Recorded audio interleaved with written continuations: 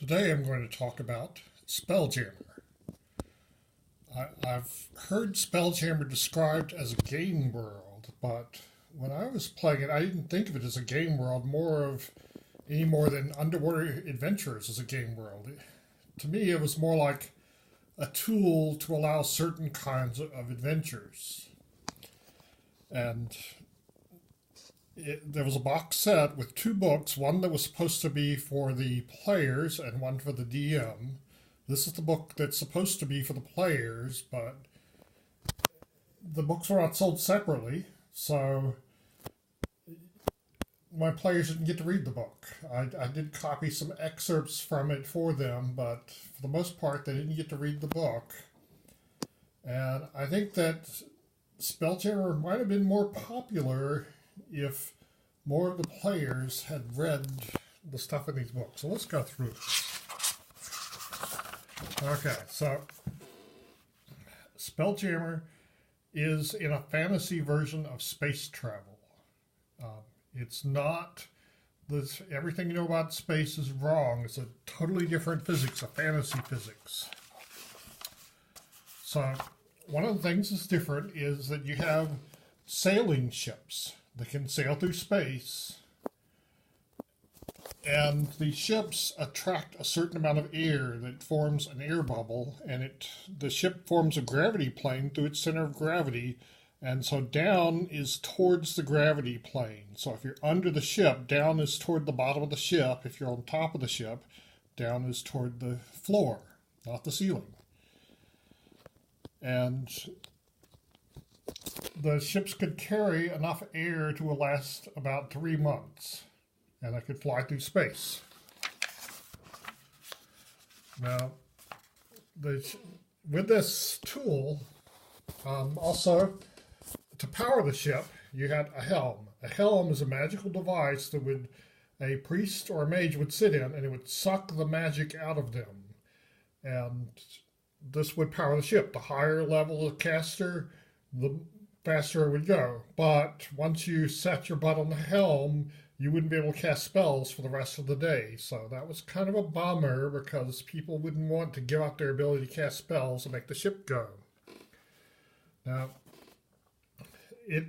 this game had solar systems, and about twice as far from the center of the solar system as the farthest planet would be a crystal shell that would be made of indestructible material. And so the whole star system was encased inside this shell. And there were several ways you could get through it. If you used a teleport or a dimension door spell, you could travel through this shell of the sphere. A phase door spell could go through. And they had naturally occurring portals that you could travel through. And there are certain spells that would allow travel through. And in some cases, the stars were portals to go through. And there were certain animals that could open up portals to go through the sphere. Okay. So, outside of the sphere that contains your star system is this reddish glowing stuff called the phlogiston. There's a sea of phlogiston, and you could breathe in there, but what you couldn't do is light flames. This little chart shows you what happens anytime you light a spark. It bursts into flames. The stuff is flammable, and it has rivers flowing through it. Now, JMS says that he came up with the idea for Babylon 5 the same year that this came out, and he also claims that he is not at all into role-playing games, doesn't know anything about them, but looking at this, I find that hard to believe. I see a lot of things that parallel Babylon 5, and I think that some of the ideas for Babylon 5, if not for him, at least for his graphic designers, came from here, even some of the place names. So you got flying ships flying through space. And as I said, the ship holds enough air to last for about 3 months, so you have to go from planet to planet to not get too far from a planet. And if you put too many people on the ship, then it lasts for less than 3 months. If you decrease the crew of the ship, you can make it last longer. And so tell some basics about gravity. The temperature when you're in space is like a summer's day. There are a few planets that are hotter and colder than that, but it's not like real life where space is cold unless you're in the light of the sun. It's normal. Now the races, that was one of the disappointments about D&D in space is there weren't a whole bunch of new player races. It was the same races. Humans, elves, dwarves. The new player race was lizard men, who could be fighters, thieves, or priests. And it talks a little about magic in space. One of the things is a lot of the gods were local. And so if you travel to a different sphere, a different solar system, in your cleric, your god might not exist there, but some gods were very common and existed in multiple spheres, but some were not. There were some new spells. Locate Portal would allow you to find a portal in the crystal shell. Chill Fire would allow you to make it so that you could burn fires inside the Philosopher's Stone. Enhanced Rating would make your ship go faster than it ought to. Create Portal would make a portal in the crystal sphere. Enhanced Maneuverability would make your ship more maneuverable. Create Minor Helm would make a minor spelljamming helm and major helm a major helm. The difference between the two is how efficiently they use the power of your spellcaster. And pre-spells include useful things like Create Air,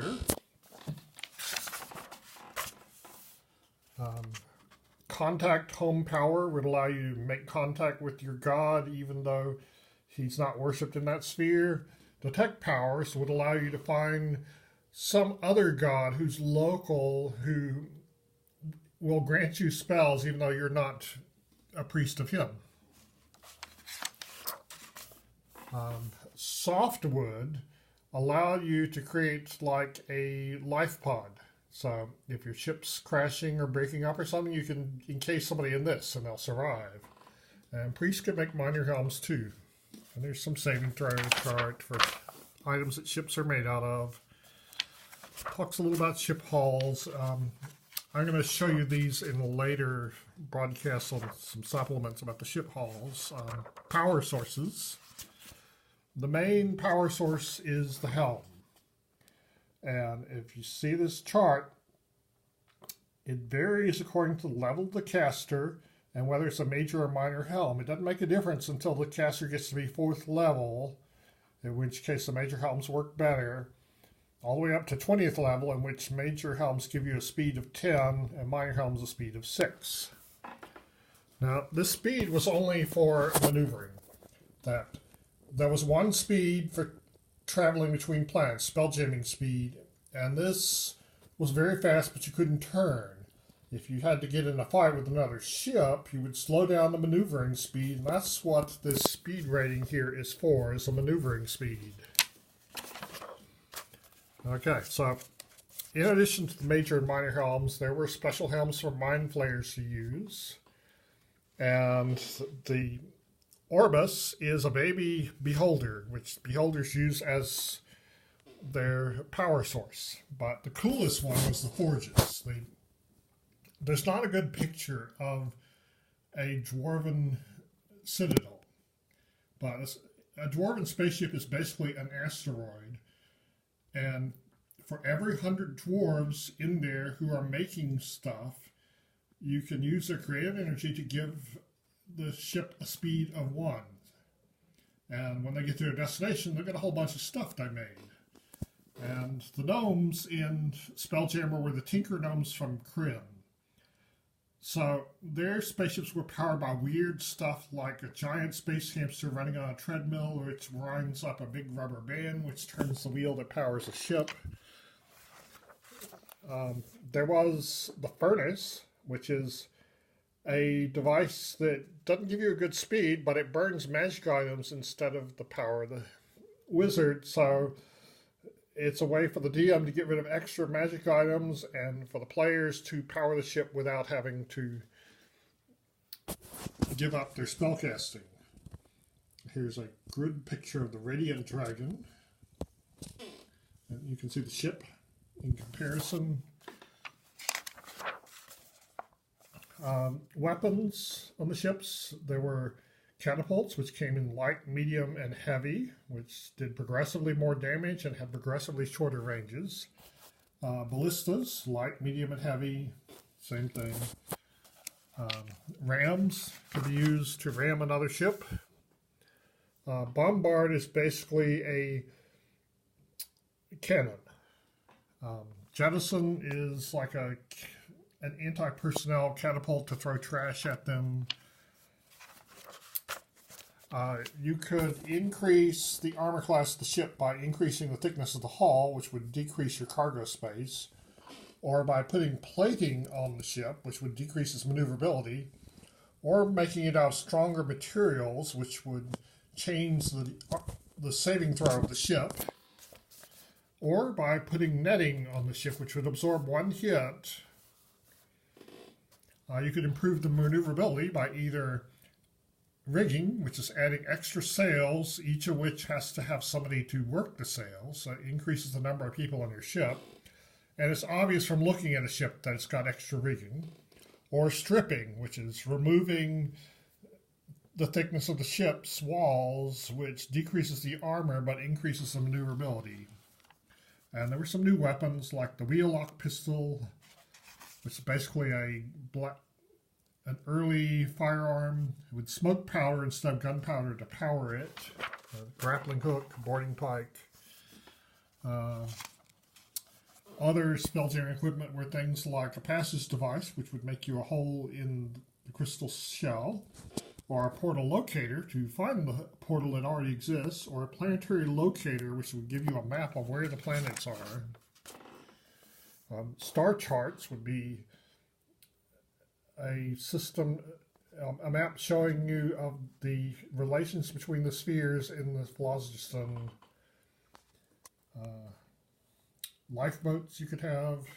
It has some information on crewing the ship and the weather, typical weather conditions and atmospheres. A lot of the rules for Spelljammer could be used for sailing ships also. And so there's some stuff about tactical moving and hit points. I'm going to go over this more with the ships, I think.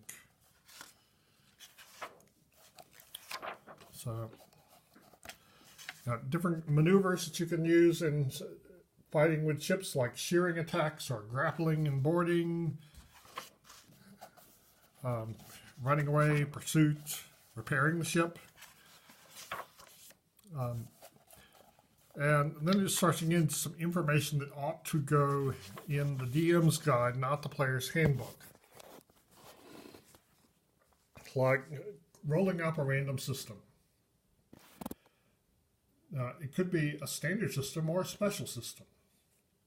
And a lot of the really cool stuff in this book never made it into any Spelljammer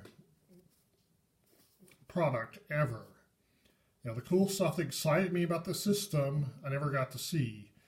For example, a special system could be a fixed system where the planets don't move, or they could move randomly, or they could move semi-randomly, or it could be a single planet, or it could be a void with no planet, or it could be nested spheres where the planets are sitting on crystal spheres and you have to find a portal through each sphere in order to get to the next one.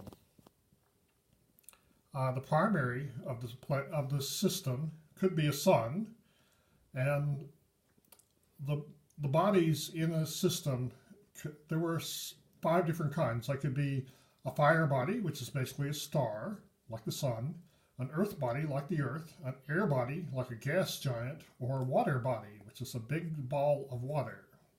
Or it could be a garden, which is a giant plant as a planet. And it's possible that there is no primary in the center of the system. They just orbit an empty space. Or it could be there's a portal to another plane in the center of the system. Again, never saw a module with that in it. And number of planets, various numbers, including one possibility is there's no planets, just small planetoids, asteroids, and stuff. Planetary movements are the planets orbit around a central point, or which I didn't see, planets carried on the backs of large world creatures which they carry about. For example, they might be carried on boats. They could be mounted on the tops of infinitely tall pillars. They could be enormous clockwork gears. They could be tumbling eternally downhill. They could be divided into separate hemispheres, two different systems in the same sphere with maybe a plane of water between them dividing the sphere in half. Never saw that except in this entry of the book. Planetary motion could be no movement, the planets don't move. Random movement, all planets move clockwise or counterclockwise, or each planet moves either clockwise or counterclockwise or fixed.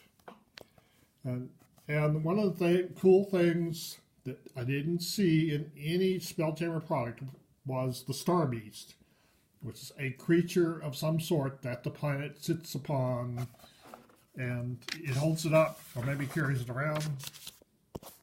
The major game worlds had their own solar systems, their own star systems. This was the one for Dragonlance.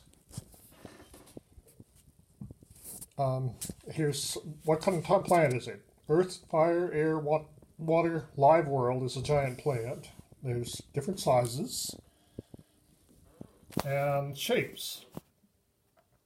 It could be amorphous. It could be an asteroid belt. It could be a cluster, which is like a group of asteroids all clustered together. It could be a sphere. It could be a cube. It could be a flat world. It could be elliptical. It could be some other regular shape. Or it could be irregular, which I'm not sure what the difference between amorphous and irregular is. And then there's goodies, optional, like a moon, several moons. The planet could have a cluster of asteroids, or a ring of Earth, that is a ring of rocks, or a ring of fire, or a ring of water or ice like Saturn is. The planet could be hotter than normal or colder than normal. The planet could be vacuum, no atmosphere. Or it could be the planet has a world empire on it. Okay, there was one game world that had a world empire. So it talks about creating it, and there's some stuff about how to modify spells for space. Here, you can see the Greyhawk star system here, which there's a product for that. I will review it someday. And more on the planets. There's a really nice picture, but no clue about what that's supposed to be. The Forgotten Realms had their own star system. Here you can see a bunch of star beasts holding up stars. The stars could be different things according to, I think, the other book. But none of the cool possibilities showed up in any of their other products besides the box set. There's some more cool stuff. There's some things on magic items. Okay, so again, should be for the DMs. It gives you the travel time between planets using Spelljammer with several methods. There's the closest method, the closest approach could be the farthest difference, or you could find the mean between those two. It gives you Earth's solar system in travel time, how far it is from the sun, and here it is for Kryn, the Dragonlance world, and the closest approach for the Dragonlance planets, or the farthest approach. Here's the time between planets closest and furthest for Greyhawk, and the distance the Greyhawk planets are from the sun, and the distance the Forgotten Realms character planets are from the sun. his travel times for those planets in that system. And this you need to make a copy of to play. This is a map of the entire solar system with the wheel for the inner planets and a place to write them down. But you should keep in mind that the crystal sphere should be twice as far away from the center as the farthest planet. More.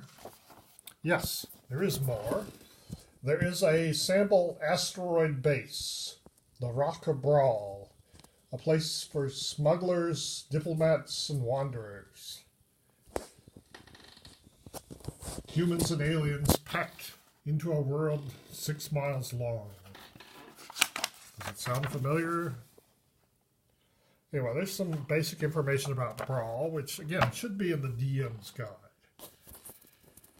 Anyway, I'm breaking up the box set into different videos. This is the first one on what is supposed to be the player's handbook, but has a lot of stuff that should be for the DM only.